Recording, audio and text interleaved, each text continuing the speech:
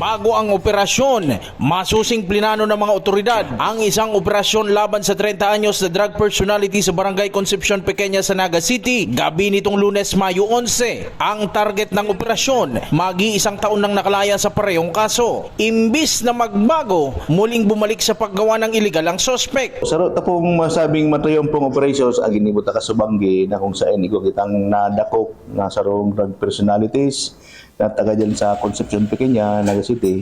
Karong 30 anyos na may ago, pidicab driver na sa haloy ni pong monitoring sa iya dahil previously dati naman siyang naimbelto atong mga inot na bulan na kung saan matayong pumansi naging operation sa iya so mga nainot ng mga station commander digdi. Sa backtracking ng pulisya June 4 nitong nagdaang taon nang mahuli sa parehong kaso ang sospek. Ayon sa PNP, nagtutulungan ang komunidad at lokal na opisyal na mapigilan ang mga iligal na gawain sa lugar. Sa tabang kang sa tuyang barangay council asin si barangay Kapitan Mendoza na kung saan minomonitor mi po, pinadagos mi sa tuyang monitoring hanggang sa abot sa punto na naging matayan po kasumanggian sa tuyang operation.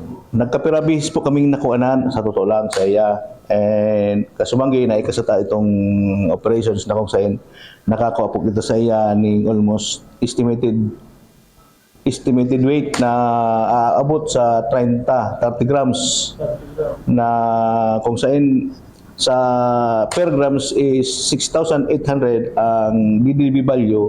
Kaya aabot po sa 204,000 ang estimated amount po gani. Sabi ni kayan, pag abot sa court, kung talagang na-dismiss ang kaso o padagos siyang nakakulong, but sa part ng pulis po, pag nakaluwas po yan, and padagos po siyang namumonitorme na imbelto na ulit sa illegal drugs, and padagos man po ang pagtaong impormasyon sa tuya, ang mga katugahan niya to sa barangay, and still daywan po nagpapabayan sa tuyang kapulisan kayan.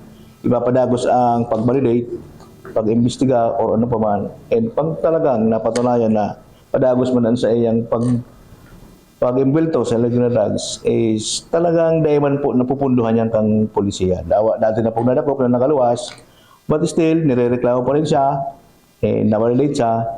Padagos man po sa iya ang pulis na pagdakop sa iya. Balik kulungan ng sospek at muling kaharapin ang kasong paglabag sa Comprehensive Dangerous Drugs Act. Jan Amador, CSN.